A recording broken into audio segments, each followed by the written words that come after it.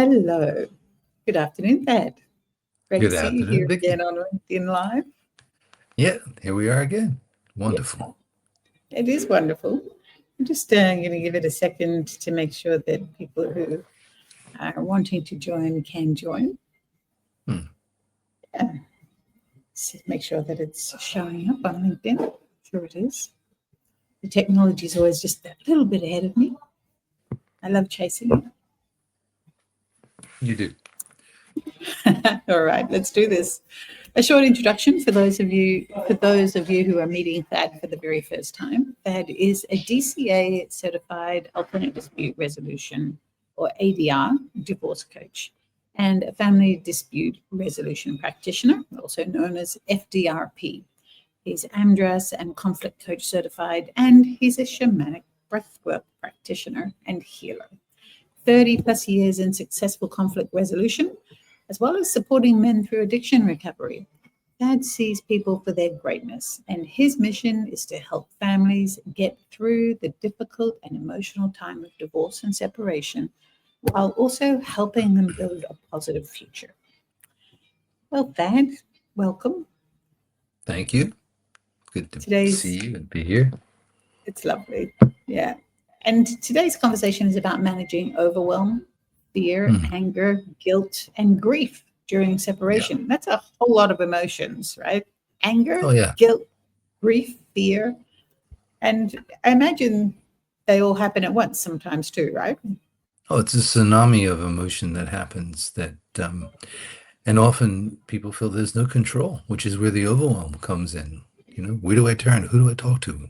How do I, what am I feeling? So there's a lot of things that happen when the gut punch of an end of a relationship happens, when the separation is impending. Mm. And I guess when you talk about overwhelm, Hmm. is that does overwhelm come from having all those emotions at once? Not necessarily. Overwhelm can be, where do I turn to? What am I looking at?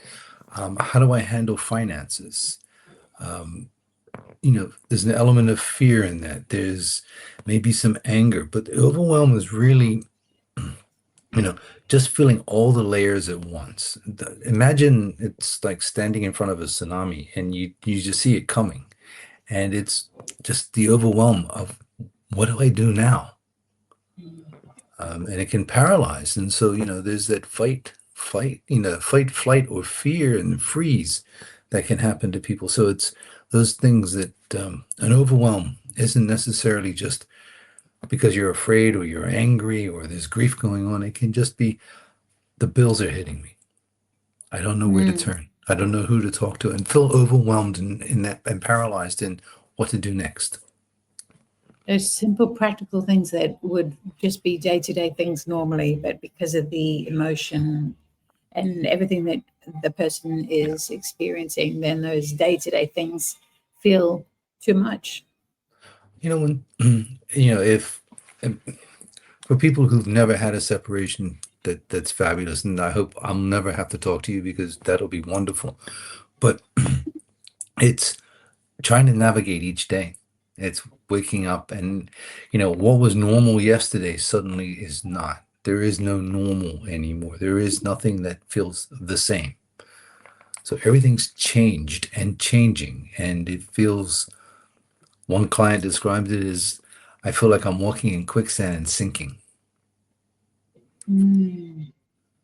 I can really imagine that when you describe that. Yeah. Yeah. I just want to mention to those who are watching that we go live so that people have an opportunity to ask questions or comment, share your experiences, and we'll share those. Of course, that will be public if you do that here on the LinkedIn comments. If you have a matter that you prefer to keep anonymous, that is available to you, and you can email Thad at any time at admin@betteroutcomes.au. And if you have a question that you'd like him to respond to on this live, whether that's today or probably in future episodes, then we'll respond to your question anonymously. So there's two options. You can question by email or just pop it in the chat in the comments here, and we'd love to include you in the conversation. Absolutely. So that I'm curious because we talked about anger, guilt, fear, and grief. So where does grief come in? Because isn't grief more for when someone dies? Grief Or is that a myth? we often think of grief as something that we've lost a loved one, which can be a pet, a family member, a dad, a mom, someone that is important to us. But grief's also when we lose the attachment to something that we feel really important. Now, when a separation happens, I mean, one of the first things that I think people feel is that loss of a dream, that there was the idea that, this was something that was supposed to be a long term. No one enters a relationship thinking, well, this is going to end in, 5 years time or 20 years time. So there's the grief of the loss of that, and, how to manage that grief, because it can feel very deep and it can feel very painful. And it's as deep a loss as losing a loved one, because you have effectively lost that which you had imagined was going to be your life partner. And it seems like that's not necessarily something that you'd consider. Like you work with people who are at all stages of separation, men and women who may even just be thinking about separating. They haven't actually announced it or gone through it.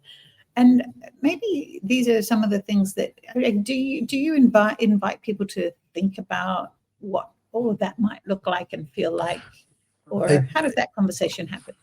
Well, usually the first thing, if say someone is thinking about leaving their partner, whether the husband or wife or their spouse, and the first thing that comes up is usually some guilt. I feel guilty that I'm leaving because they're a good person, or depending on the nature of the relationship. But sometimes it's guilt. I'm leaving the kids behind, or I'm depriving the kids of the parent, or I'm depriving the kids of a home, and that's some of the projections of fear. But some of the first things that'll happen is I feel guilty. And we'll talk about what that looks like. Where's that guilt coming from? Because a lot of people will start using the words should. I should, and then fill in the blank. And shoulds are like taking a stick and beating ourselves with it. It just doesn't make any sense. So, in the instance that happens, but when someone's actually made the decision or has separated, and I've found that this happens whether the person who's made the decision to leave or the person that has been left behind, there's a sense of grief. There's a sense of loss, that something that was the expectation has ended. And that happens a lot in grief. Particularly when there's kids, there can be this sense of overwhelming guilt. How do we handle the kids? Where, the kids should be having this and having that. And there's a lot of shoulds that people use in language. And part of what I do as a coach is help them understand that shoulds aren't necessarily the thing, because it's, is this mine? Do I own it? Is it something I'm responsible for, rather than projecting on the other person? So guilt is often just a misplaced emotion around something that, we don't understand why it's happening to us. And all of these factors can lead to an overwhelm. So, but I guess the reason why I like working in this field so much is that everyone's individual. So everyone comes to this. There's no formula. It's like 5 stages of grief. You're not going to experience them, 1, 2, 3, 4, 5. You're not going to have, I'm making a decision to leave, so I feel guilty, and now I'm going to go through some fear. I'm going to have a little anger, and then I'm going to be through this other side. I'll have some grief, and now I'm done. It's a process that there's no linear way of doing it, because our biological body and emotional body and spiritual body isn't linear. Yeah, when you say it like that, it kind of sounds ridiculous, doesn't it? Oh, here's the book on how to separate and how to get through your feelings. It just doesn't really resonate. I mean, like you said, we all experience things differently, and it will no doubt take different lengths of time. There's no prescribed amount of time that it takes to get over something. And my own personal experience of grief around loss of a relationship was very similar to the loss of a loved one. Because as you described, there's the depth of the dreams, the memories. Well, you still have the memories, whether you want to or not. And but yeah, it definitely is a sense of loss. And it's interesting, my experience was that I was really good for a couple of years. And then it was only 2 years later that things started to bubble up onto the surface and just started to really question and wonder, like, where is this coming from? Where are these emotions and feelings coming from? And I mean, looking back now, I know that probably what I did was I just shut it off and got on with my life, because that's what we do, just to get on with things. Just, don't think about it. Don't lock it away. But you can't lock it away forever. It's always, there's going to be a way for it to come back. And if it's not emotionally, it could be physically and ailments and all kinds of things. Yeah. Did you want to talk into that at all? It it comes out sideways. I mean, it may come out in anger. It may come out in choices that we make in terms of behavior. Some people will turn to food or alcohol. They'll to deal with, and they'll have bouts of anger because they're handling the grief and the fears that are coming up. I have to stress, there's no prescribed method. I mean, I have seen clients do different things. Some people who were really fit suddenly stopped going to the gym. Other people who weren't fit said, well, I'm going to get myself into shape. And that lasts through here. But it's all about putting a bypass in, because we do need to face these overwhelming, deep sensations, because they will come out later in other ways, in other behaviors, in other ways that we may not be at our best.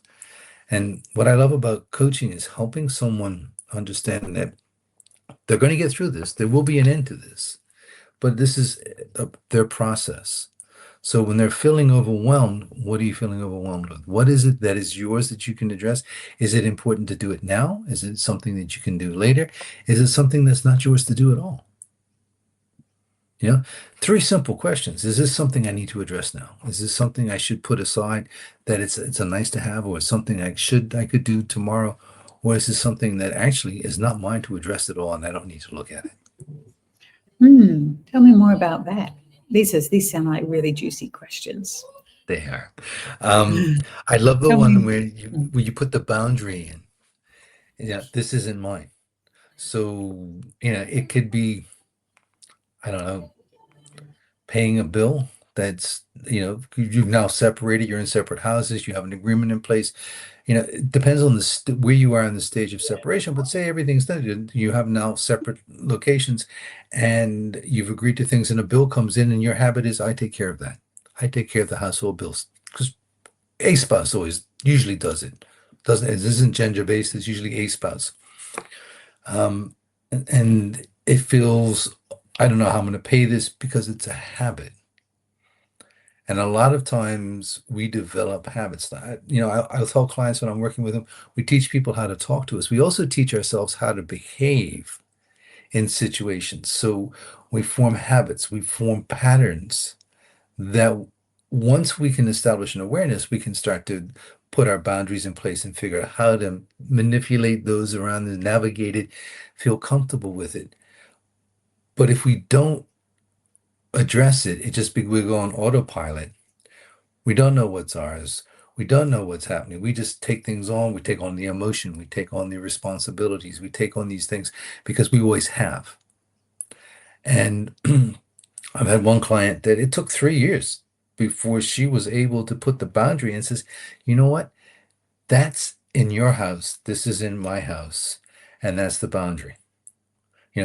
I have no control over what you do. I have control over what I do. And once she was able to announce that and to articulate it, a lot of the stressors in her life, a lot of the frustration of dealing with her ex evaporates. She's like, not my stuff. Sounds empowering. This is a really great conversation for people, whether they're separating or not, is that whole conversation around boundaries. Yeah. Of knowing that you start to, when you start to notice that you're doing something and it creates resistance within you, or you have an opinion about it, or you find it frustrating, or there's some emotional response to this thing that you feel that you're being forced into doing, Hmm. then there's something to look at there, right? Absolutely. Because Yeah. if you're feeling forced, it's not yours. And this is when anger will come up because a boundary's been crossed. Mm. And when I'm talking with a client and they're saying, this is really makes me angry, I say, why not? You do know that something's happened here. You say you have a sense of injustice, a boundary's been crossed, a fear's been triggered. What is going on? And it's using things like breath and sitting, having people sit still, have them know where it is in their body, and then they can work it through, and then have the awareness. You know what? I was taking something on that doesn't belong to me, or we agreed that that wouldn't happen, and he or she crossed that line. And acknowledging the anger, and then giving the client techniques to work the anger out, because it's never appropriate to take it out on anybody or anything, but have ways of managing this deep emotion. Yeah, I love that. And what I'm hearing and what you're sharing, that is that we're honoring the emotions. Anger isn't the bad boy. Anger isn't the enemy. I'm sure that, anger must come up a lot in separation and divorce because things aren't happening the way you necessarily want them to. But anger can be a friend. It's there to tell us something. Yeah, I know. I was raised believing anger is shameful. If you have anger, you shouldn't have it. Interesting that that was the message, but it was like I was supposed to suppress it. And so it's only as an adult learning that no, anger is that boundary that I've had a sense of injustice. And that's a big trigger for me when someone sees injustice, and I find a way of managing that and expressing it and articulating it. But that's taken practice. And so I love to work with clients and help them manage these deep emotions and say, the sadness that you're feeling, it's okay. It's called grief. Let's name it. Let's call it what it is. It's sad. Because too often people are like, oh no, no, no. Much as you described, and it's not a judgment. I mean, we all do it. Well, rather than address or confront the feeling, we'll suppress it, put it aside, and a couple of years later, it does come back. And we suddenly go, I thought I dealt with this. Obviously, we hadn't. And it's just all part of just going through that whole process. I mean, there's so many things that happen in a separation. And it's around money, it's around kids, it's around accommodation. It's, who do I talk to? How do I talk to my partner? How do we have a conversation? How do we have this uncomfortable conversation? It's like, where it doesn't start, I really hate your guts. Yeah. Ouch. Yeah. Um, yeah, there are, um, and here's one, the quieter it is said, it's usually, if you name it, you can tame it. That's exactly right. Right. It's naming the fear, naming the guilt, naming the shame. It's our emotions, to sit with that and identify what it is. Yeah. I love that we're having this conversation because it normalizes it. It means that we don't have to sit in shame when we feel emotions around Absolutely. anything in life, but particularly in this area that you work with people in separation and divorce, Hmm. because it can have a ripple effect on life, on everything in life. I know when I was, at any time that I'm feeling unhappy or unbalanced with life, that something isn't, that there's a major thing going on in your life. Like separation is a major trauma in your life. Hmm. Hmm. And we need to recognize it for that. And when that's happening, how can you expect for everything else in life to feel, hunky dory and everything's roses? You may be going to work and not performing as well. You may be having changes in relationships with friends or other family members or even your children. It's hard. It's hard to do this. So I'm really grateful that we're having this conversation and normalizing it. And I think it's part of the normalization is friends that you had or family members, it feels like they take sides. They may not be taking sides. Sometimes they do. Sometimes, your in-laws take your side and your parents take the other side. You're just like, well, hang on, yeah. But there is, I think what happens most of the time, in my experience in working with clients, is that people don't know what to do, so they just back off.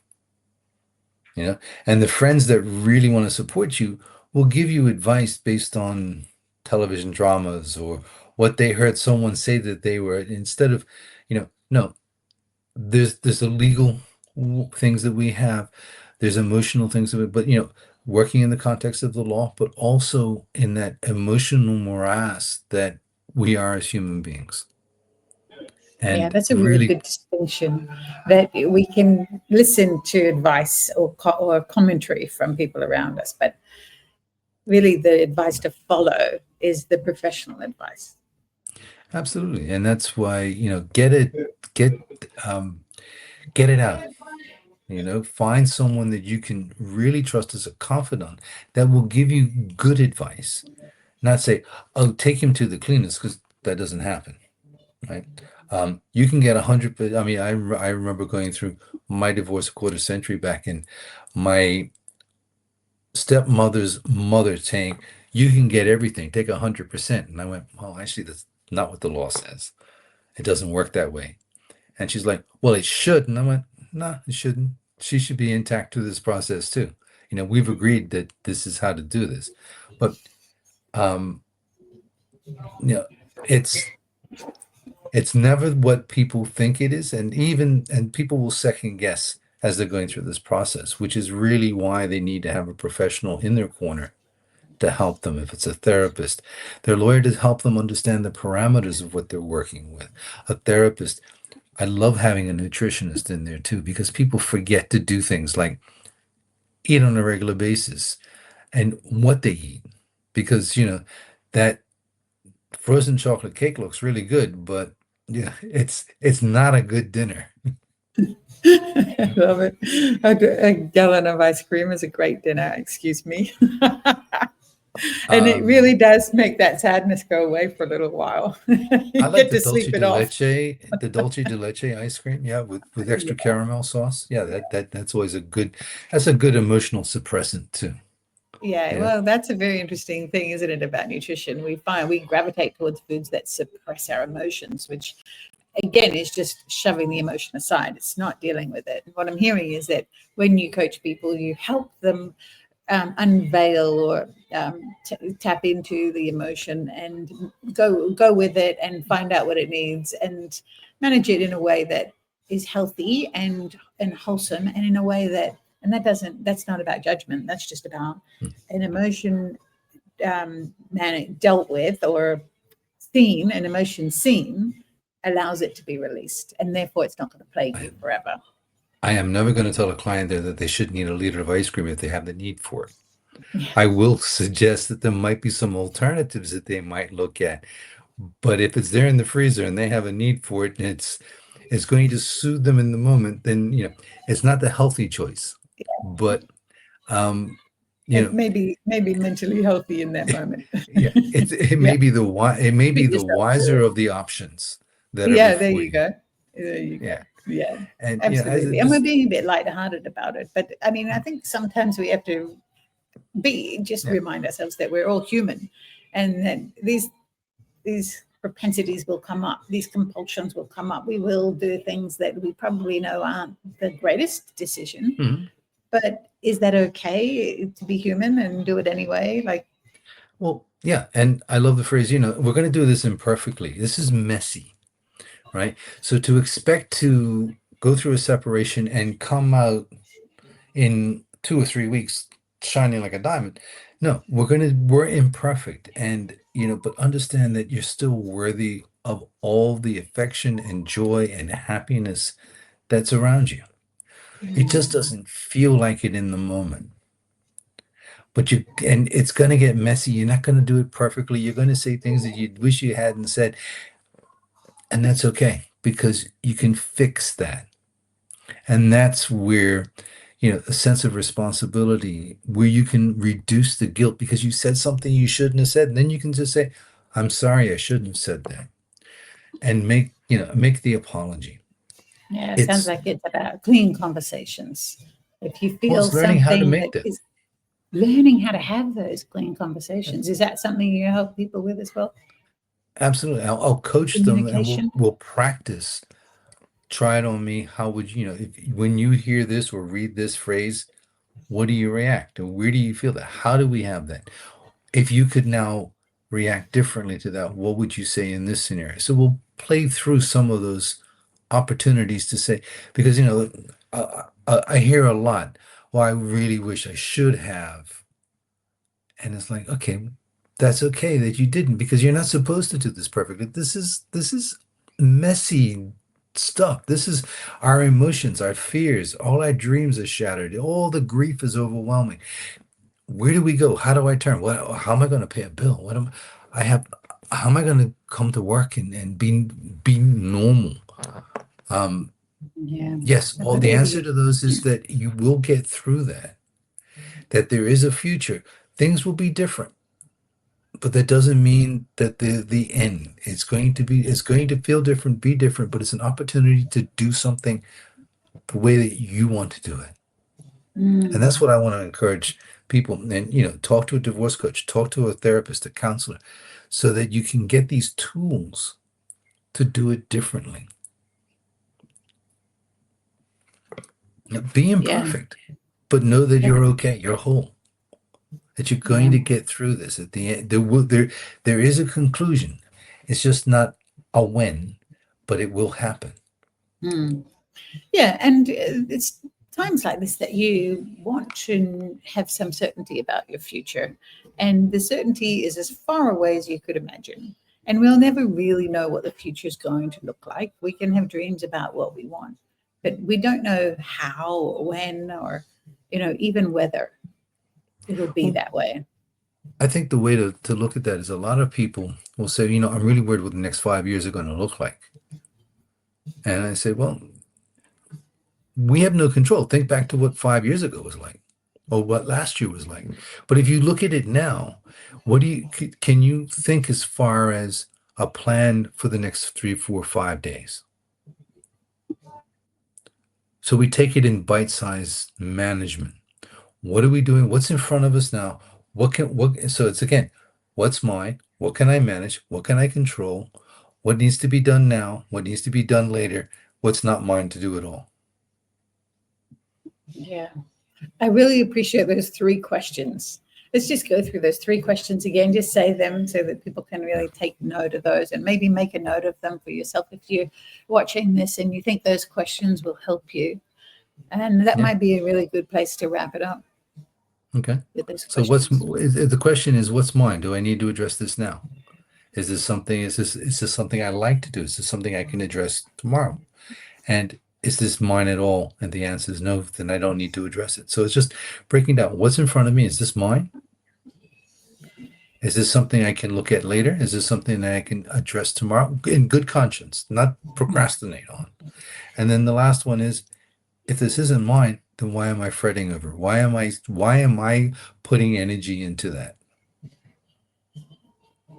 Yeah, really good. We've had such a rounded conversation today about boundaries, about emotions, about being human, Mm, about facing the emotions, naming them and facing it, and knowing that anger, even, which has the bad boy reputation or bad girl reputation, is actually telling you something useful and that it can be used to help you heal. We've talked about a lot of things. The yeah. conversation really is about overwhelm, fear, anger, and guilt and grief. And we talked about grief, Mm, which maybe there's a myth that grief is just around when we lose a person to death, when the death of a relationship brings grief as well. Maybe this is a conversation that needs to be continued, or we'll touch on it again the next time that we meet on LinkedIn Live. Any parting words for people? And also, then I'll remind them of the email address of how to contact you. yeah. What I would encourage anyone to do is a simple breathing technique when feeling the anxiousness, the anxiety, the overwhelm, the emotions are hitting hard, is to do just for 1 minute, 60 seconds, to sit and, sit upright. Sit, sit still, drop the shoulders, drop the hands, put one hand on your chest, one hand on your belly. Slowly inhale and go pause. And then exhale and say, I'm safe right now. And do that until you can just feel your heartbeat, your whole body relax. Pause. I'm safe right now. Pause. I'm safe right now. Just a really simple thing. It helps regulate the body. It stops the fight, the flight, or freeze.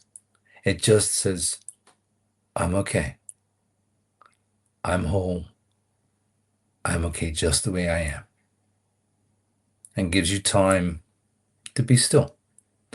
And it's only for 1 minute. If 1 minute feels too long, do it for 30 seconds.